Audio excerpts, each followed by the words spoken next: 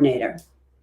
And we are thrilled to be here with you this morning. We have had a lot of fun collaborating on this presentation. And like I said before, we have a lot to share with you. So we're going to keep moving forward to the next slide and let you know kind of what our plan is here after we just remind you a little bit. Thank you. We'll skip right over that. We're going to be talking today about the why and the what of Hope Science and high school and beyond planning and how we can work together in our education system to build hope for the future with our students, especially as they're coming back from the impacts of our global pandemic this last year and a half. We'll be looking at high school and beyond plans as a system of support and hope building, and then how we can use the high school and beyond plan as a tool really to increase engagement for students, staff, and families. And if we get lucky, we'll have a few minutes for questions at the end. So with that, I'm going to turn it over to Kimberly, and she is going to start us off this morning talking about Hope Science. Let me also say that our presentation is going to move very quickly. There will not be a lot of time for reflection, and we acknowledge that. We're sorry for that, but we are giving you everything in the presentation with our notes and additional resources and additional slides. So please don't feel that we're trying to go too fast. You'll have it. So here we go. We're talking today about high school and beyond plan and building hope. So hope is the belief that tomorrow will be better than today. And the most important part is that you have the power to make it happen. So today, the what that we're talking about is the high school and beyond plan. And the why is that it gives students hope.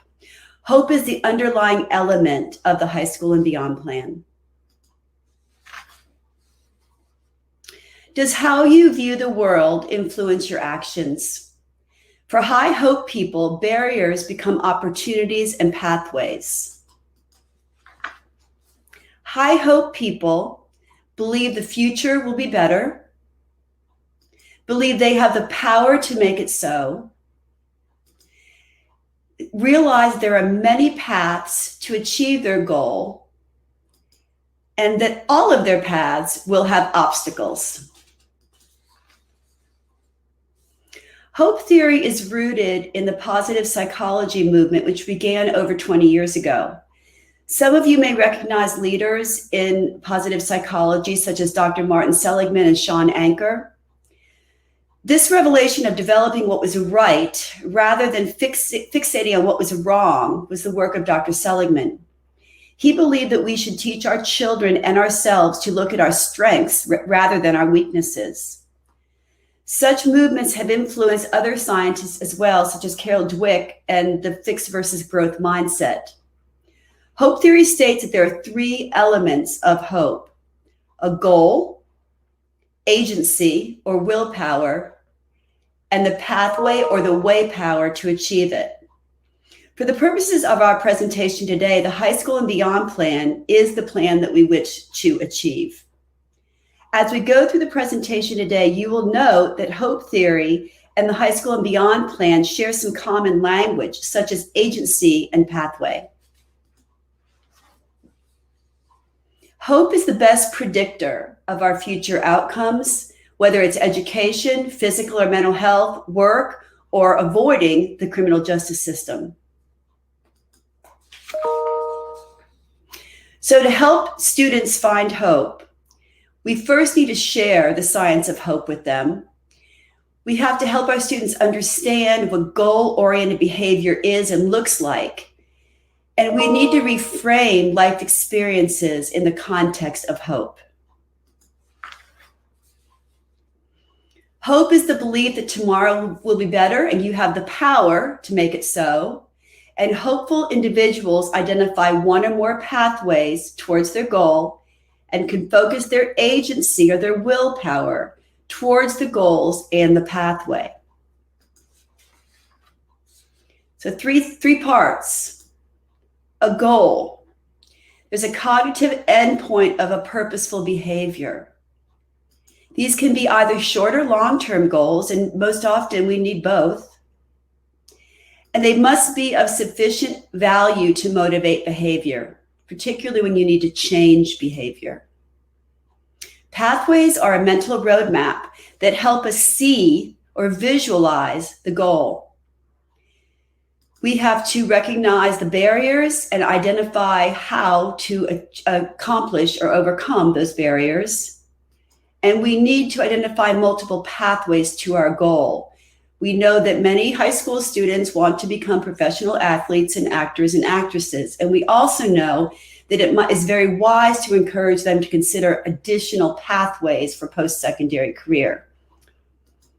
And then agency, the willpower, the mental grit to make it happen.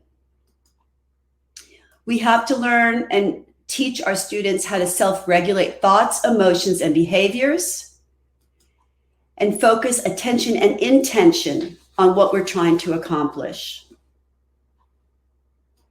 Hope theory, 3 parts: willpower, way power, and goal achievement. A goal without a plan is just a wish. So how do we do that? How do we take an active role in helping our students dream?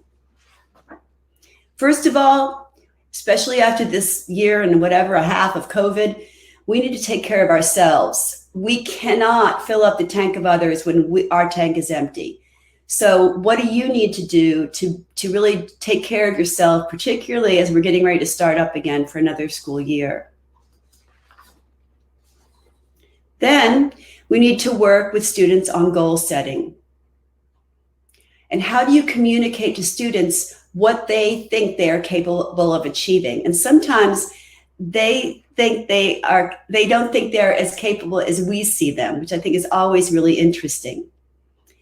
I had 2 comments yesterday from teachers, and I wanted to share this because we had 2, well, we probably had more. We don't know who's on this call. We had 2 elementary teachers who shared. One said, I work with K through 2. They don't need a goal that won't change over time. They just need a dream for the future. And another teacher said, helping my K-5 students think about what they want to do first is really important to me. We have to help them build a vision. Building a vision builds motivation. Motivation is connected to our emotions and our experiences. Visioning is powerful. When you have high expectations for a student, you are communicating to them that you have a vision for their future and you believe it is possible. This is the pathway, the 3rd realm, the way power. How do you go ahead and make that plan? These are our mental maps. Pathways may be college. Well, if we're talking post-secondary, high school and beyond, they may be college, they may be trade school, military, work, meaningful gap years, etc. We have to help our students build that high school and beyond plan to get them to their short-term and long-term post-secondary goals. I just wanted you to see what a pathway could look like from the view of career development and CTE. If you look here, we start with kinder over here, way over here, and then we keep moving up along the line to post-secondary. And age appropriately, we add to our pathway. So we start with career awareness in kinder through 5. We start with some career explore in middle school and high school. We're building our high school and beyond plan in high school. We're here, we're doing CTE, career technical ed. We're prepping our students with work experiences, CTSOs, hopefully some internships. And then we are launching them, whether it's into college or trade school or a combination thereof, with hopefully stackable credentials. And there are a lot of models out there for career development continuums that can tell you what is age appropriate at each grade level. We also need to have empathy. We need to be able to think long and hard about the backgrounds of our students and what they are experiencing at home. Nothing that any educator doesn't understand and realize. Just sometimes it's easy to lose sight of that when you have so many things coming at you at once. This is actually a really great video. It's a 3-minute video. If you have time, take a look at it. It'd be good to show your kids, your students. And then we have agency or willpower. This is the mental energy to pursue a pathway. This is where we talk about how to regulate, how to help our thoughts and have our thoughts help our behaviors, how to focus our attention to achieve what we need to achieve. On the third area here, it talks about the brain and glucose levels. I'm not going to go into brain science here, but there's a whole bunch of studies behind hope and brain science. And there's actually a Hidden Brain podcast linked in at the end of this presentation, and some other resources if you're interested in learning more about brain science and hope. So we have to help our students find the motivation and grit to pursue their pathway. Social emotional learning, we all are aware of what that is. I'm not going to dive into it, but this is part of that regulation.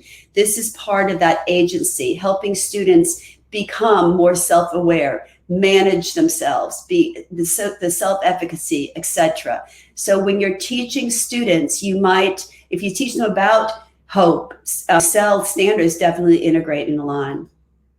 Same too with elements of executive functioning. No surprise here. These are things that students need to be successful in school, in life, and in work.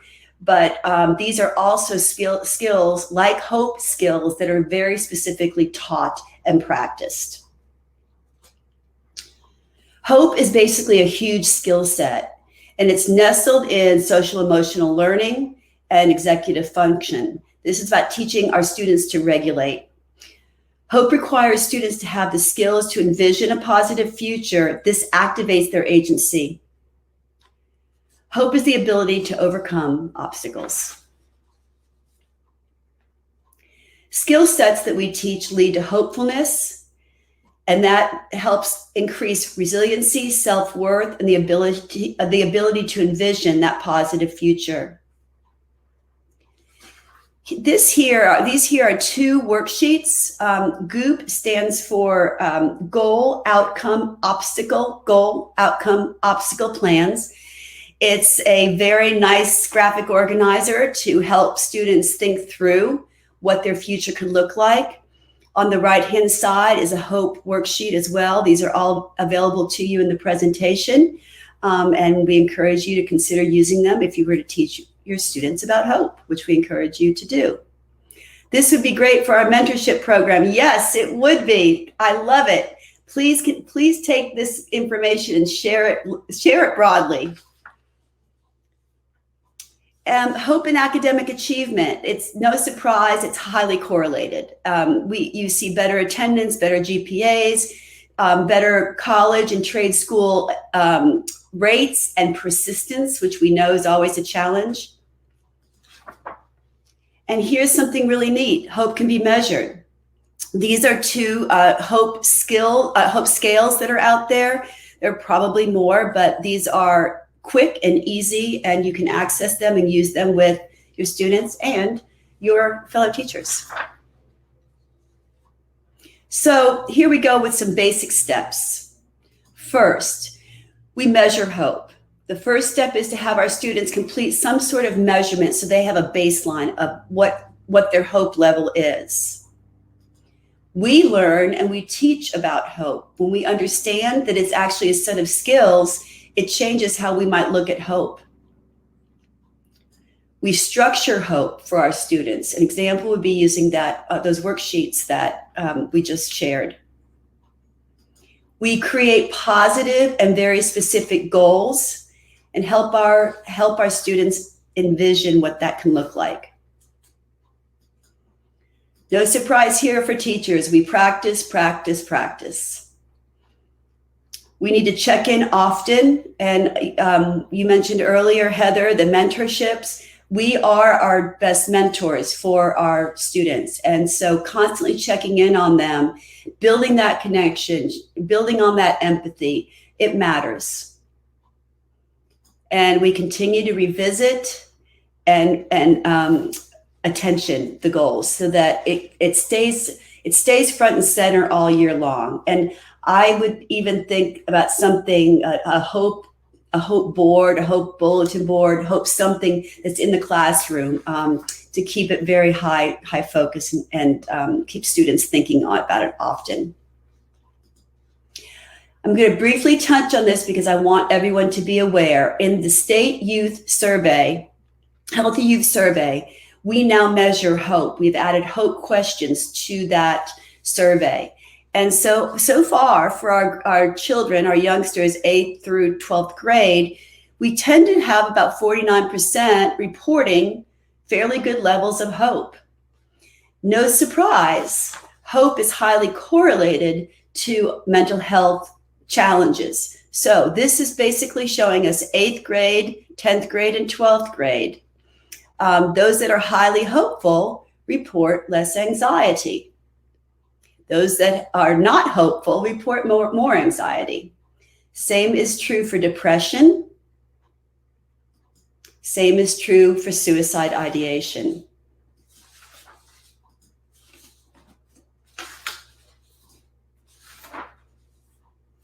The natural flights of the human mind are not from pleasure to pleasure, but from hope to hope. And I thought that was a really positive way to end today. At the heart of change is your ability to understand the way things are and to imagine the way that things could be. The future will be better, and you have the power to make it so. Hope is the foundation of a successful and engaging high school and beyond process. Off to Kim. Awesome. Thank you, Kimberly. If you can stop sharing, I'll pick up where you left off right here. Thank you so much for leading into the second half of our presentation today. As you probably noticed, Hope Science is a growing field and an increasingly recognized part of what we can be doing as the adults in our education system to help our students find that willpower and that agency and receive the guidance that they need to work through the system and get themselves prepared and ready for whatever that first meaningful step is that they want to take after high school. And so the High School and Beyond Plan is a framework that we can develop as a system of support and guidance to help students get through that. And so my goal and passion in life and in much of the work that I do at OSPI is to elevate the High School and Beyond Plan beyond just a box that we check for graduation into something that really creates a robust framework for support and guidance to students across an entire school, across all staff groups who engage with students around their academics and their mental and emotional well-being, as well as their planning and preparation for their future. So that's what the second half we're going to be talking about today is how we can use this idea of a graduation requirement as that framework. So want to ground us a little bit in just some of the why behind the work of what we are sharing with you today. Both Kimberly and I are passionate about this because we know there are a whole host of statistics out there that paint the picture of the importance of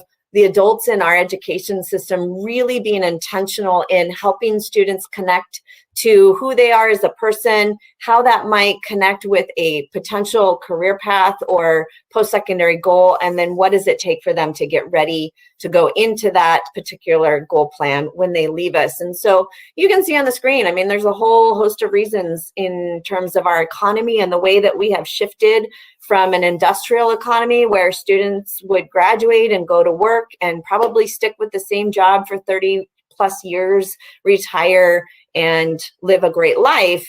That is not the case anymore. We know that mobility has increased and that transition into lifelong learning and skill building has become so important because the content of what we teach our students is so readily available at their fingertips in the palm of their hand with their phones. And so really thinking about what are the skills we need to build in our students so that they have that willpower and that agency to keep moving forward. And those social emotional learning skills are so critical as that foundation, especially in elementary school, that can really help students manage their emotions and their decision making as they progress through secondary education and get ready for that first step. And then when it comes to hope, I mean, we just know that the metrics out there are still a little distressing in terms of the number of students that we are seeing disengaged from our education system, especially with this last year and a half experience that we collectively have gone through together with global pandemics and the disconnectedness that has increased for our students. And Kimberly showed you that HOPE data around suicide and depression and anxiety.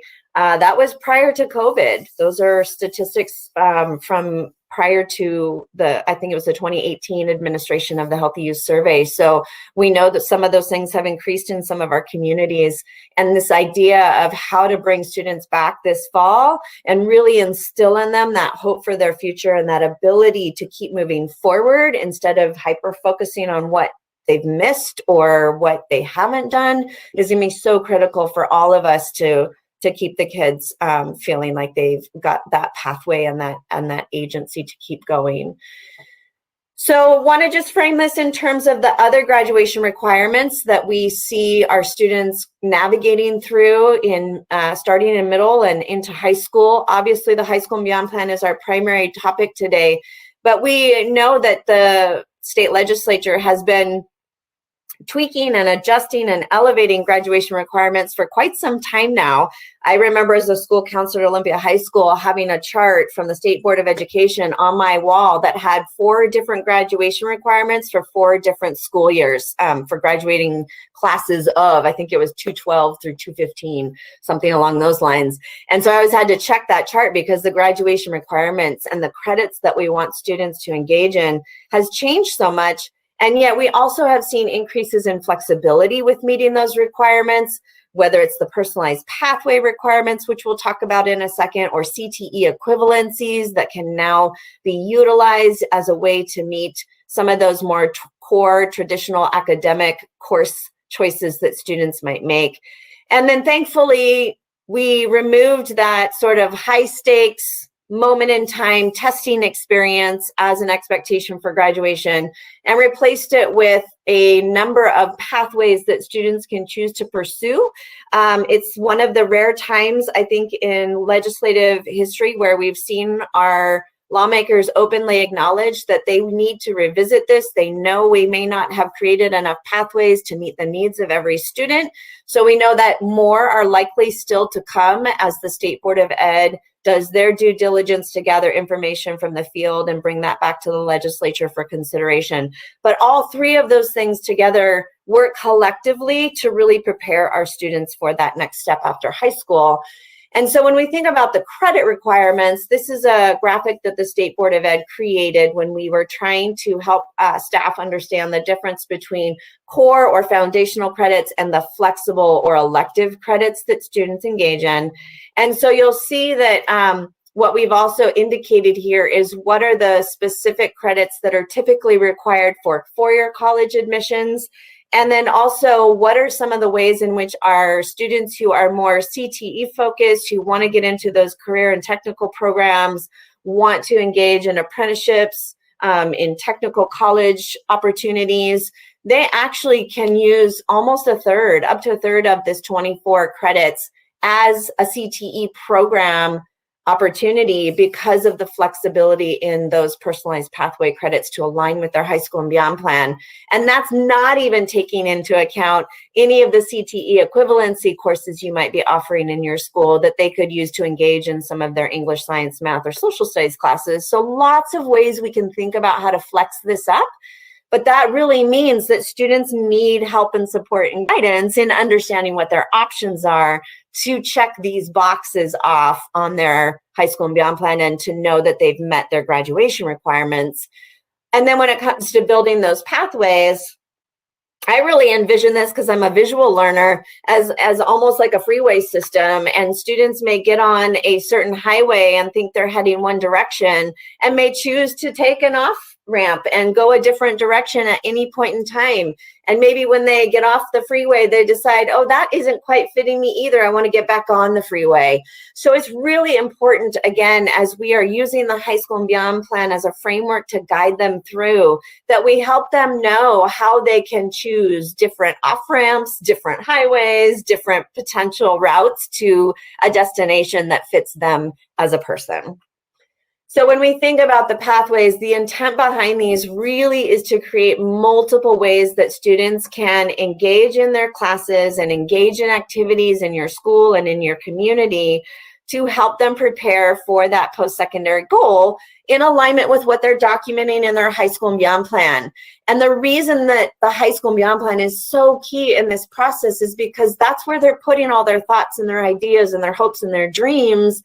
And we as staff have such an opportunity to use that information to benefit them and to feed back to them the things they need to make those decisions, which we'll talk about in a minute. But really, it boils down to how are we using this high school and beyond plan to help guide them. And when we developed a framework at the state of Washington in OSPI years and years ago, we really found these 3 guiding questions as the key to helping students move through that process. And you'll notice it is arrow informed, and it is intentional that there are arrows in this graphic, in this visual, because really the first and most important question we should be giving students time to explore, which doesn't typically happen in a traditional classroom, is who they are as a person. What do they care about? What do they value in life? What are their skills and their interests? What courses do they like and what courses do they struggle with, right?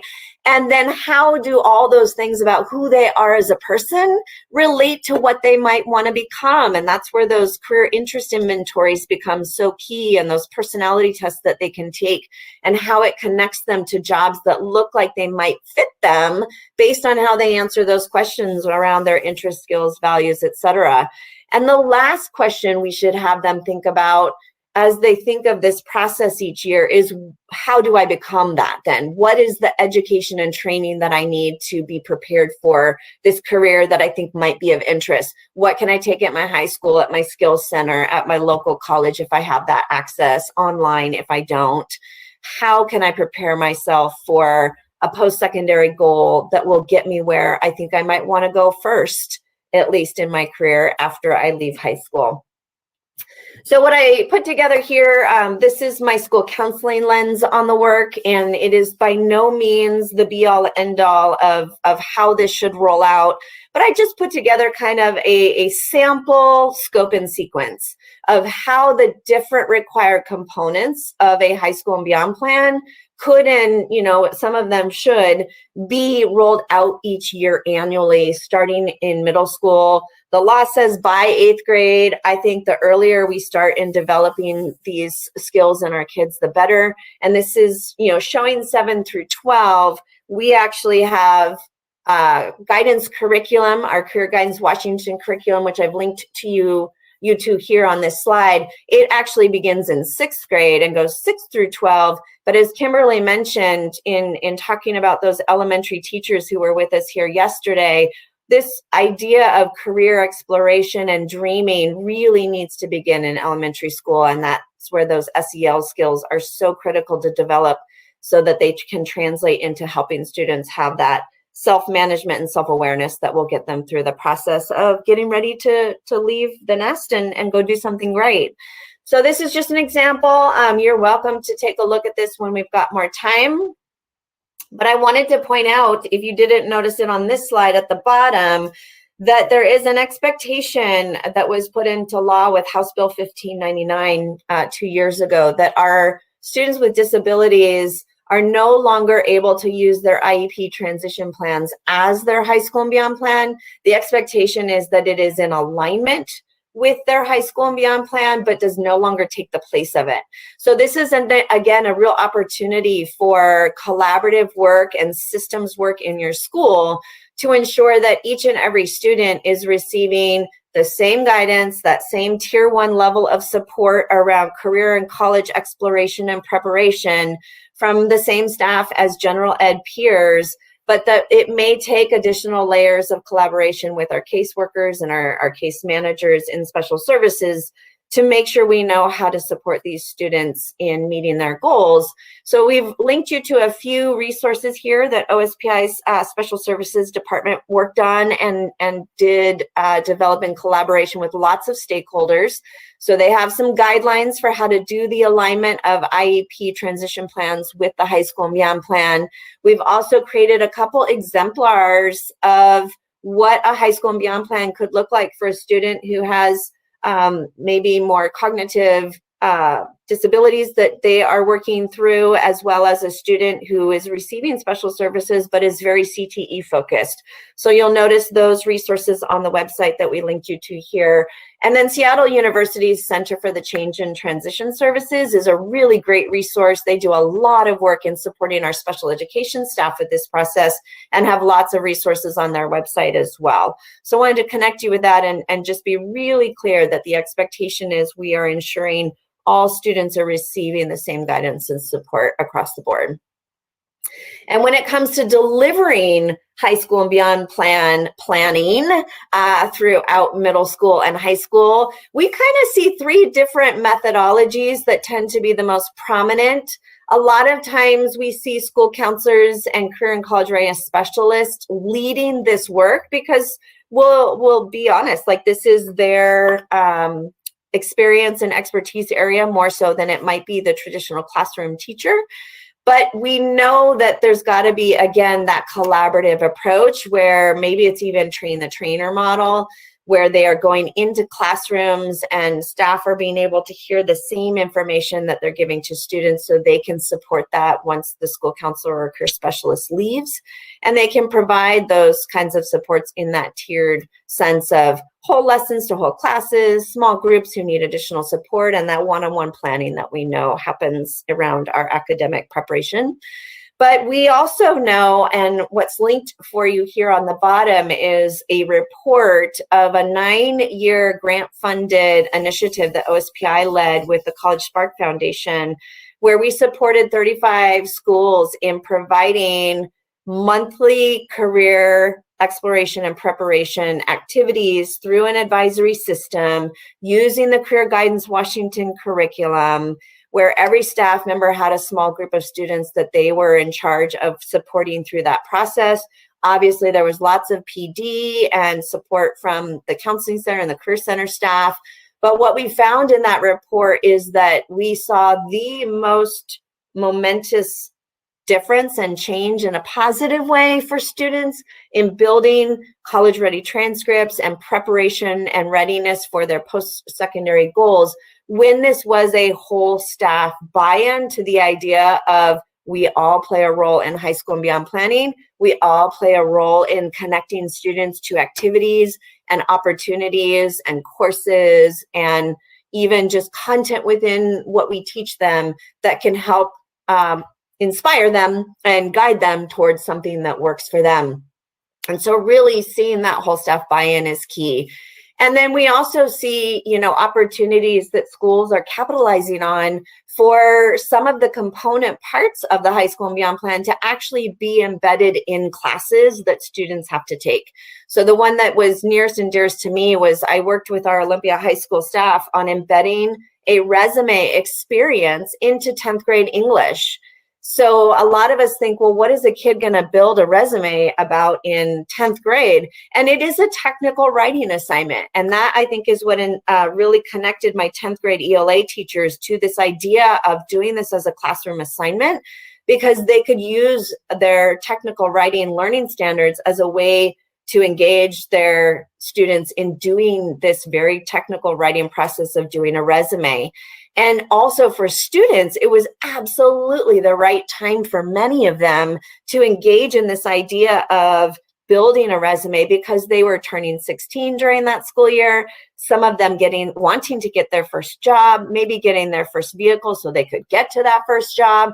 So we really look for those ways that we can, again, kind of embed some of this work into a traditional classroom setting so that it is a all-staff process and students are seeing the connections between career and college readiness and the classes that they're taking and the skills that they learn in those classes and how they can benefit them later in life. So some other ideas are up here on the board, and I'd be happy to talk with any of you about that. But I want to shift to thinking about the high school and beyond plan itself as a tool and as one of the most underutilized tools that we have in our toolbox, because ultimately the legislature passed, an expectation in House Bill 1599 that students should by now have access to an online platform. And what motivated that decision in large part is knowing that what students put into their high school and beyond plan is, other than the Healthy You survey, the best student voice data repository we have as a way to know what they're thinking, what they're experiencing, what they are dreaming about and wanting for themselves.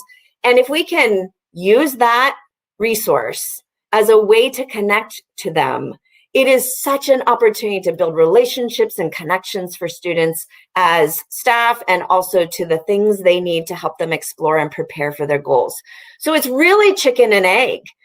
When I was doing high school and beyond planning, when I started really using the system, because we got access to this online platform, it was no longer binders with, paper, pencil, high school beyond plans sitting in classrooms that we couldn't access. When we finally got an online platform and I could start running data reports and really using what was in that system to connect to students, that's when we saw the students engage differently. We saw them start taking it more seriously and actually see the benefit of doing this work. And staff and families saw the same thing. And I want to share some of the ways in which we saw that happen. Because really, we can look at engagement from that outward, sort of like, how are they performing academically? What does their behavior look like? We can see some of the ways that they are or aren't engaged outwardly. But when it comes to like their thought processes and their feelings and their ability to have hope, that isn't so visible. And so what we see is an opportunity to really build some of those internal engagement structures by using what's in this system to benefit them. And we saw some real changes in that as we did this work at Olympia High School. So there's basically 4 kind of different data sets within the high school and beyond plan that I think all staff should know how to connect to, and that can really help us, no matter what our role is, to start building some connections for students. So you see some examples here of things that they're supposed to be saving in their high school and beyond plan and doing as part of that process on the top. And then some of the ideas of ways we can connect them to opportunities, activities, things that come through our career centers and our school counseling centers oftentimes that can get them connected to community-based, school-based activities, field trips. Just to give you a simple example, I would run a report each year of what are the top 25 saved careers in the school. And that would be my list of who I'd go try to recruit for career speakers so that they could come on Fridays during our hour-long, flexible bear time.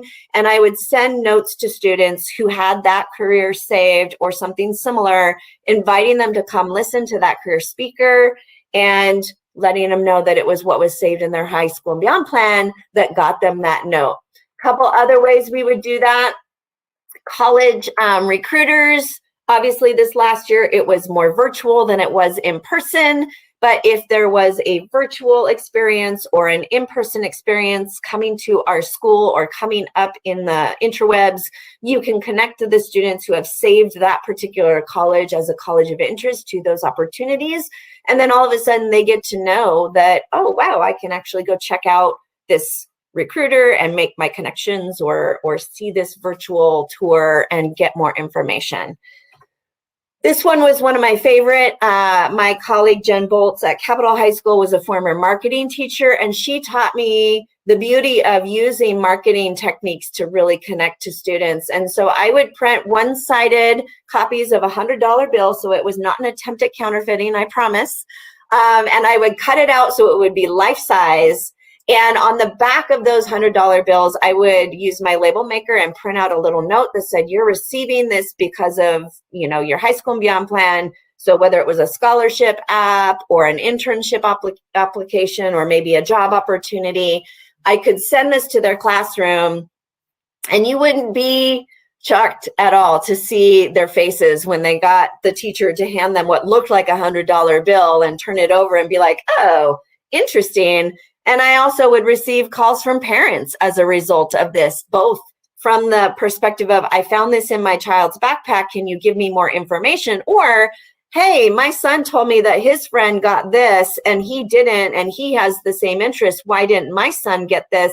I could say, well, I base it on what's in their high school and beyond plan. And then all of a sudden I've got parents pushing on their students as well to engage in this process from the home front so that they can get access to these opportunities that I'm connecting students to based on what's in their plan. Obviously, data access is an issue depending on your platform. And unfortunately, we don't have time to dive into different platforms today. But what you need to be asking back at your home school is, what data do you have access to using the platform that you have? What can you start building as reporting functions if that capability is present? And then what data do you wish you had that either you can't access because of your platform, or maybe you need some district support in changing some structures around data accessibility, or maybe you need to look at a different platform altogether. One of the resources you'll see at the end of the presentation is OSPI's list of aligned vendors based on the state expectations. So it'll give you some ideas of other vendors that you could explore if your particular platform isn't providing you with many opportunities for data mining. When it comes to staff engagement, again, this is such a great tool if they are given time and an expectation to use what's in this system to help them build those relationships with their students. It can help inform their seating charts. It can help inform the way they set up their groups or their lab partners, or so many ways that we could use what's in this system if we take the time to look at it, to really think about how we connect our students to each other and to us. And really, Heather, I agree with you. Time is so key. And this is where I think we see the lack of this tool really being the potential that it can be to inform our staff on how they can connect with students, is because there's so much on their plates, and we get that. This is where our admin, we really hope, will also see the value in this and provide that opportunity and that structure for giving time to use this system to benefit our students. Because ultimately, we know, right, content anymore is in the palm of our kids' hands. And so really, how are we taking content and teaching about the skills that are inherent within it and how it is preparing them for their life after they graduate is so much a part of engaging our students in their education now, more so than I think it ever was. And this is such a great way to think about how our educators and our support staff can be doing that with our students. And then there's also ways to use this system to engage families differently, especially at the secondary level. We see such a drop-off in parent connection to the school after elementary school is over. And this process is such a great way to reel them back in and connect them to our school. And so some of the best practices we see with the High School and Beyond plan and how it can do some of that work is, first and foremost, with student-led conferences. As someone who has both run them and facilitated them for a whole school and engaged in them as a parent, because I have a soon-to-be sophomore and senior, so I know this life intimately from both of those perspectives as a professional and a parent. It is so wonderful to sit with my own child or sit with a student and to hear them talk about their progress and their goals and the places that they're struggling and where they need help and support and what they want to do and the choices that they're making. It is such a different empowerment for them to take ownership of their progress and their learning than it is to sit with a teacher and a parent and hear from a teacher how they're doing in class and what we see as their strengths and where they could use help and support. Having students take the reins and really guide the adults there with them through that process is incredibly powerful. I think we have resources outside of just Kimberly and I that we would want to share with you. ReadyWA is a group that does extensive work in supporting high school and beyond planning across the state. They have a whole suite of videos and one-pagers and resources on their website that is linked here. If you click on this graphic, it will take you to their website that could be used to help support families in understanding what is a high school and beyond plan. It's also got little videos for staff too, if that's helpful, and students. Obviously, showcasing the High School and Beyond platform at parent nights is a key way to let parents know your student is engaging in this work. And oh, by the way, you can access it too if they just give you the login and you guys can go through this together. Using it to talk with parents if a student is struggling, so powerful for teachers.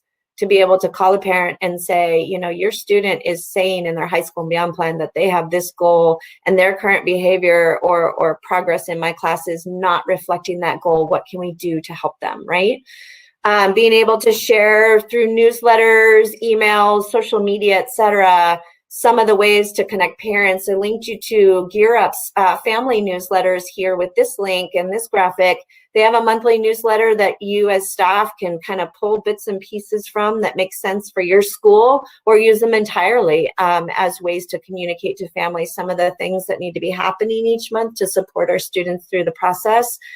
And then one of my favorite things to do, when I printed off that list of the top 25 careers saved in the school, I would reach out to my parent groups and say, anybody know of someone who is working in any of these careers who might be willing to provide some support, whether that be as a speaker, a mentor to students, maybe they are willing to do a workplace tour for interested students, or a job shadow experience, or even have internships that they can communicate back to me that I can then send out to students. Such an amazing way to engage our families in this process. And then here's another study that I connected you to from 2018 that our Puget Sound Career and College Network conducted using the WSIPSI Skyward version of the High School and Beyond Plan and their community of folks who were engaging in the High School Beyond planning process. And they came up with some really great recommendations of system level components that need to be in place for this process to really work for all students, staff, and families. And so I connected you to that. Unfortunately, we don't have much time to go into this today. If we had more time, I'd have you do some self-assessment on how you are doing in some of these areas, but I encourage you to click on the link and check it out if this is an area that you want to improve in your school. And then speaking of our schools and bringing our students back this fall, whether they were still in school last year during COVID, in a hybrid model, or fully remote, no matter what they experienced last year, we know there's going to be that anxiety and that worry on a lot of our students top of mind about how do I get caught up, and how do I, make sure I can graduate, and how do I keep engaging in things that can move me forward so we don't get stuck in what they've missed, but really help them think about what is it they want to accomplish, what classes might we need to make some adjustments in their academic plan to get them caught up in, or make up some missed pieces. And then how do we really help them feel that hope that, oh, I've got this, I've got people supporting me, I can get through whatever implications have impacted me from this last year and a half, and get myself ready to go.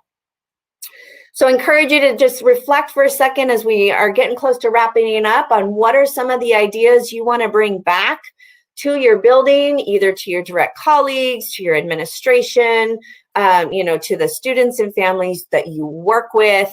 How might this be something you can be bringing back today, some ideas from this? And again, want to just share a few resources with you that Kimberly and I are wanting to connect with you to. The list of aligned high school and beyond plan vendors is just OSPI's bulletin that shows you the top 10 platforms that we thought had the most alignment with our state requirements. And then I've linked you to OSBI's high school and beyond plan template, which is a Word document that you can, again, cherry pick any parts that you need out of that to supplement what's in your online platform, because we know that these online platforms are typically nationally based, and so they don't always perfectly align with the expectations of our state. And I think Kimberly mentioned that she was linking you to the 5 founding fathers, this history of positive psychology and the ways in which hope science and positive psychology can really build some positive momentum for our students. And when it comes to the template, just so you know, we've got a class of 2022 version coming soon that will have some new indicators in it of where the alignment is between an IEP transition plan and the high school and beyond plan. There will be a symbol there that will show where those connections can be made. And then I wanted to just draw your attention to some of the ways that we're trying to reduce the administrative burden on staff with this process. especially when it came to the financial aid expectations that were added in House Bill 1599, is to really use this page as like a personal attestation for students that they've received the information that they're expected to know and have gotten access to, so that staff aren't creating spreadsheets and checking off names to make sure everybody got every piece of this. This is where we want to make this not a compliance exercise, but really that guidance and support that we want to see. And then Kimberly's going to share a couple more resources with you here. So this is a book that will go into more of the brain science of hope that I thought you might find of interest. This is the Hidden Brain podcast that I mentioned earlier in the presentation. This is a video that if you haven't seen it, we both really encourage you to watch it and show it to your students. It talks about stackable credentials and helping students in post-secondary planning for the new economy. And I said yesterday, I used to use the first version of this video that was created back in 2012 that was pointing towards 2020 at the time with my students. And it was just such a great reminder for them that when we talk about career in college and we use the word college, it is inclusive of credentials, certificates, associate's degrees, our 2-year programs, technical schools, specialty colleges. It's not just that 4-year one-size-fits-all approach that many of us still think about when we think college. So want to point out that this is a really great way of giving students, a look at that concept of how they can continue to build their education and training throughout their lifetime. And then this is just our contact information. Wanted to make sure you had a way to reach back out to us if any questions come up from this presentation that you want to get more support with. We're here to help you, and already have processed a few things from yesterday's presentation. So really happy to see folks engaging with us. And then we actually have 4 minutes for you to fill out our survey. Because we are doing a similar version of this at the WACT conference in 2 weeks. So we would love your feedback on how this went for you. It's a really quick 5-question survey that Kimberly created. And then also, if you have any questions, please go ahead and put them in the chat, because I don't think you can unmute. So we'd be happy to answer a question or two and also give you these last few minutes to link to that Google Forms survey. It's 5 quick questions. We would really, really appreciate your feedback. We know it was a fire hose presentation today with just so much coming at you. But we hope you found it helpful as you think about this next coming school year. And if you have any other questions, drop them in. Oh, thank you, Heather. You've been really interactive. I appreciate it. Drop whatever comments or thoughts you have in the chat. Feel free to follow up with us. We'll hang around here for a few minutes until they kick us off for the next session.